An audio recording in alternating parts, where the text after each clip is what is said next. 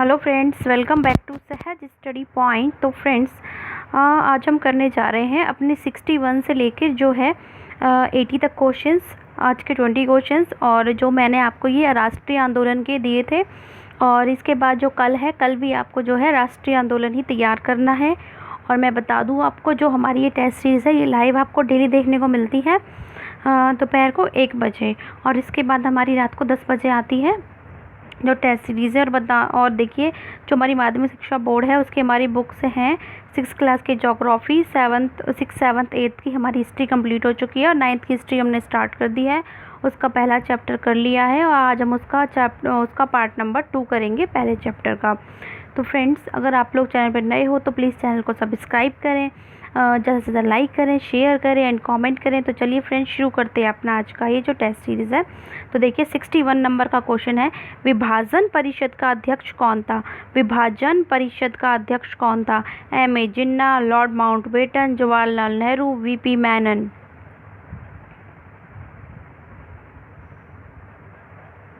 तो देखिए, इसका आंसर होगा बी, यानी कि लॉर्ड माउंटबेटन। नेक्स्ट है अपना 62 नंबर का क्वेश्चन,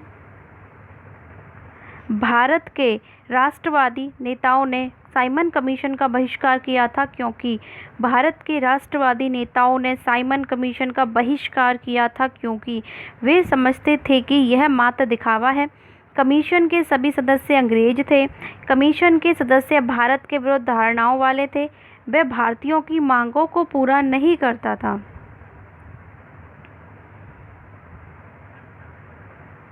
तो देखें, इसका आंसर होगा बी, यानी कि कमीशन के सभी सदस्य जो थे वो अंग्रेज थे। तो देखिए, 1919 के भारत सरकार अधिनियम की समीक्षा के लिए 1927 में ब्रिटिश सरकार द्वारा साइमन कमीशन का गठन किया गया था। इस आयोग के सभी सदस्य अंग्रेज थे। इस आयोग में किसी भी भारतीय को ना शामिल किए जाने के कारण भारत में इसका तीव्र विरोध हुआ और भारत के राष्ट्रवादी नेताओं द्वारा इसका बहिष्कार किया गया। नेक्स्ट है आज का 63 नंबर का क्वेश्चन, फरवरी 1928 में भारत आने वाले साइमन कमीशन का बहिष्कार किया गया क्योंकि? फरवरी 1928 में भारत आने वाले साइमन कमीशन का बहिष्कार किया गया क्योंकि उसके सभी सदस्य अंग्रेज थे। उस समय अनेक राष्ट्रवादी नेता बंदी थे। उसका अध्यक्ष सर जॉन साइमन बहुत अलोकप्रिय था।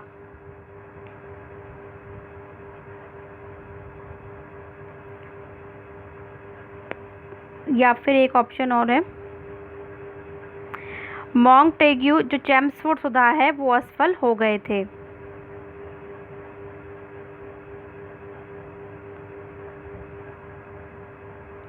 तो देखिए, इसका आंसर होगा ए, यानी साइमन कमीशन के बहिष्कार का प्रमुख कारण इस आयोग के सभी सदस्यों का अंग्रेज होना था।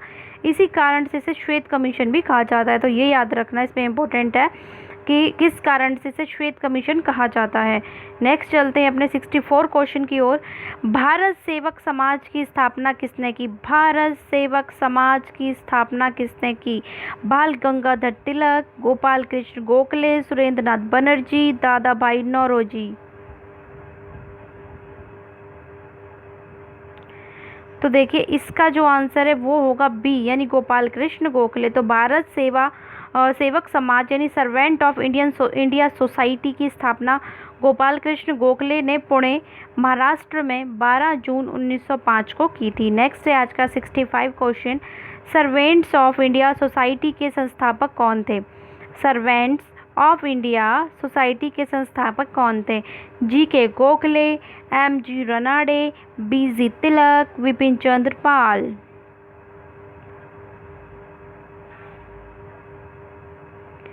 तो देखिए, इसका आंसर है ए होगा, यानी कि जो है G.K. गोखले। नेक्स्ट है अपना आज का 66 क्वेश्चन, गुजरात में साबरमती आश्रम की स्थापना गांधी जी ने किस वर्ष की थी? गुजरात में साबरमती आश्रम की स्थापना गांधी जी ने किस वर्ष की थी? 1916 में, 1917 में, 1918 में, 1929 में।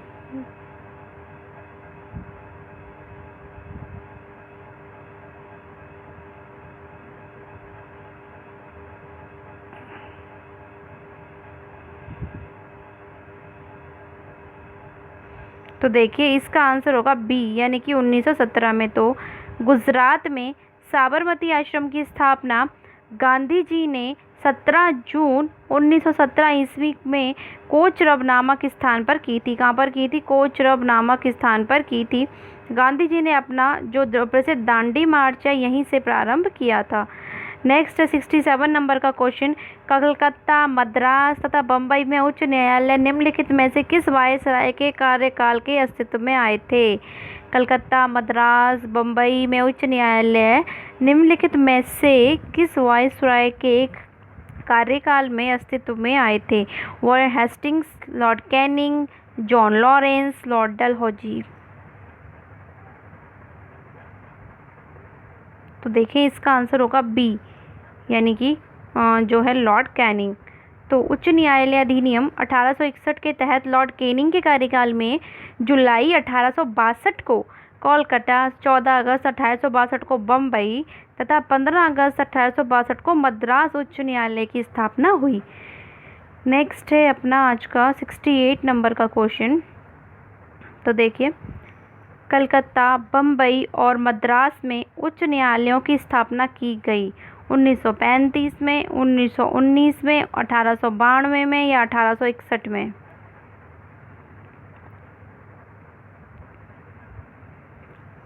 इसका आंसर होगा डी, यानी कि 1861 में।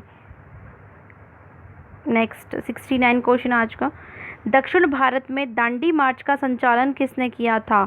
दक्षिण भारत में दांडी मार्च का संचालन किसने किया था? के कामराज, भक्त वत्सलम, राजाजी या टी प्रकाशम?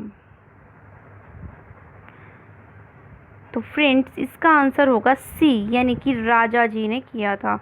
तो चक्रवर्ती राजा गोपालाचारी यानी राजाजी द्वारा महात्मा गांधी के नमक सत्याग्रह के अनुकरण में दक्षिणी भारत के दांडी मार्च का संचालन किया गया था। यह मार्च त्रिचिनापल्ली से वेदारण्यम तक हुआ।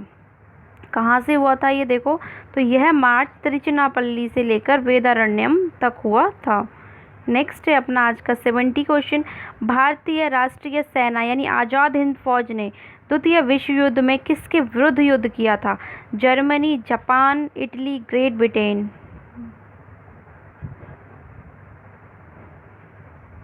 तो इसका जो आंसर है वो होगा डी, यानी ग्रेट ब्रिटेन। तो सुभाष चंद्र बोस के नेतृत्व वाली भारतीय सेना आज़ाद हिंद फौज ने जापान के सहयोग से द्वितीय विश्व युद्ध में ब्रिटेन के विरुद्ध युद्ध किया था। नेक्स्ट है आज का 71 क्वेश्चन, द्वितीय गोलमेज सम्मेलन में भारत का प्रतिनिधित्व किसने किया? द्वितीय गोलमेज सम्मेलन में भारत का प्रतिनिधित्व किसने किया?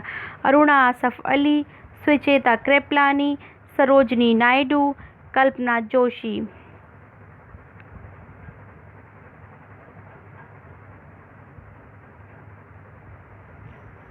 तो देखिए इसका आंसर होगा सी, यानी सरोजनी नायडू ने किया था।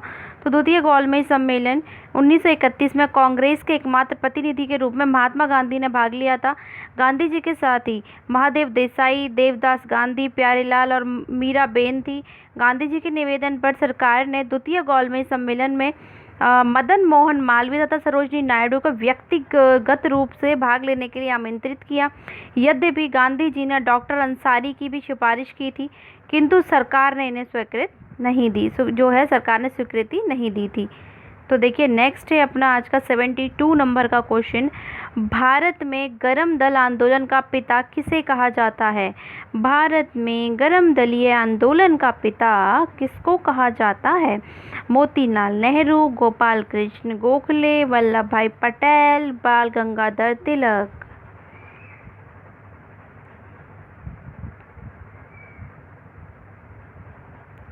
तो फ्रेंड्स इसका जो आंसर है वो होगा डी, यानी बाल गंगाधर तिलक को। तो जो भारत में गरम दलीय आंदोलन का पिता है वो बाल गंगाधर तिलक को कहा जाता है। इन्हें लोग प्राय लोक मान्य तथा भारत का बेताज बादशाह, तो ये याद रखना कि भारत का बेताज बादशाह किसे कहते हैं, तो ये कहते हैं बाल गंगाधर तिलक को। ये प्रथम राष्ट्रवादी नेता थे जिन्होंने जनता से निकट संबंध स्थापित करने का प्रयत्न किया। नेक्स्ट है आज का 73 क्वेश्चन, बाल गंगाधर तिलक किसे अपना राजनीतिक गुरु कहते थे? बाल गंगाधर तिलक किसे अपना राजनीतिक गुरु कहते थे? स्वामी विवेकानंद, राजा राम मोहन राय, शिशिर कुमार घोष, दादा भाई नौरोजी। तो देखिए फ्रेंड्स, इसका जो आंसर है वो होगा डी, यानी दादा भाई नौरोजी को जो है बाल गंगाधर तिलक अपना राजनीतिक राजगुरु कहते थे। नेक्स्ट है आज का 74 नंबर का क्वेश्चन, तो 23 फरवरी 1946 को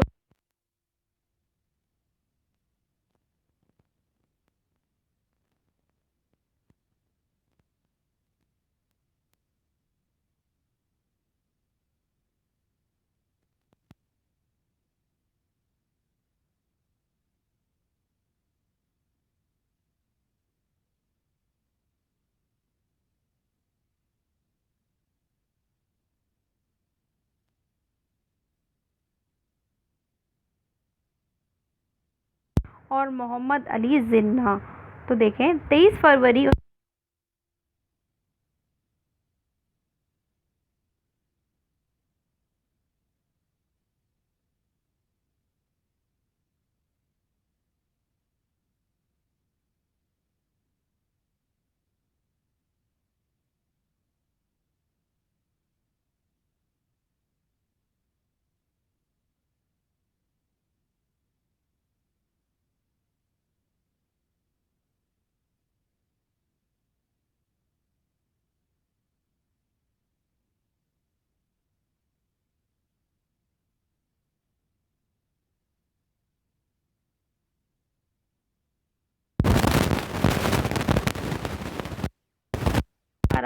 अगस्त 1953 में एक राज्य पुनर्गठन आयोग नियुक्त किया गया। जो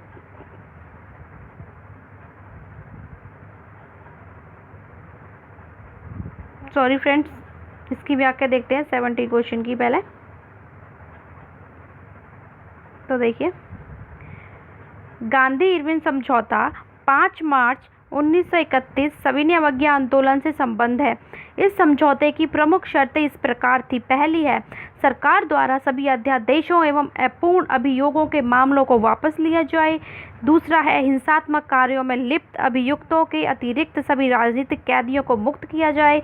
थर्ड है, कांग्रेस व उनके कार्यकर्ताओं की जब्त संपत्ति जो है वो वापस की जाए। और चौथा है, समुद्र के किनारे बसने वाले लोगों को नमक बनाने व उसे एकत्र करने की छूट दी जाए।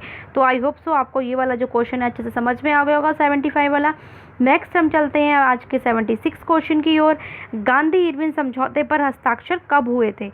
गांधी इरविन समझौते पर हस्ताक्षर कब हुए थे? 10 मार्च 1930, 20 मार्च 1931, 12 मार्च 1930, 5 मार्च 1931। तो देखिए, इसका जो आंसर है वो होगा डी, यानी 5 मार्च 1931 को। नेक्स्ट है अपना आज का 77 नंबर का क्वेश्चन, भूदान आंदोलन किसने प्रारंभ किया था? भूदान आंदोलन किसने प्रारंभ किया था? महात्मा गांधी, जयप्रकाश नारायण, विनोबा भावे, राम मनोहर लोहिया। तो देखिए, इसका आंसर होगा सी, ये किया था विनोबा भावे ने। भूदान आंदोलन 18 अप्रैल 1951 को विनोबा भावे ने आंध्र प्रदेश के पोचमपल्ली से प्रारंभ। नेक्स्ट है आज का 78 नंबर का क्वेश्चन, वर्ष 1947 के बाद निम्नलिखित में से किस राज्य को भारत के संघ के साथ बलपूर्वक मिलाया गया? हैदराबाद, कश्मीर, पटियाला, मैसूर।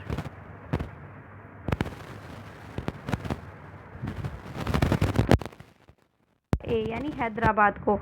तो 1947 के बाद हैदराबाद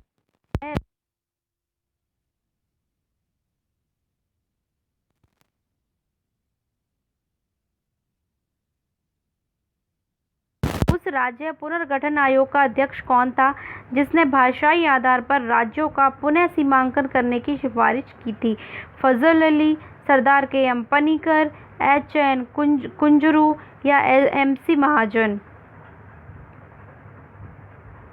तो फ्रेंड्स इसका आंसर होगा ए, यानी जो है अली। तो देखिए अब इसकी व्याख्या देखते हैं। नेहरू द्वारा अगस्त 1953 में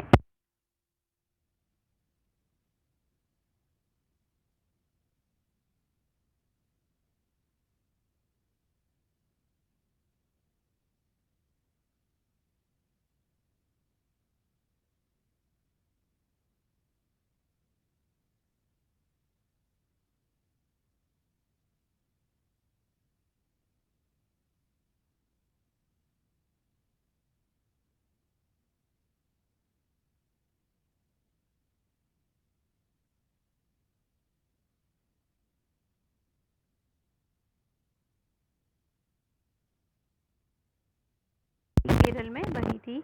तो स्वतंत्र भारत की पहली गैर कांग्रेस सरकार केरल राज्य में बनी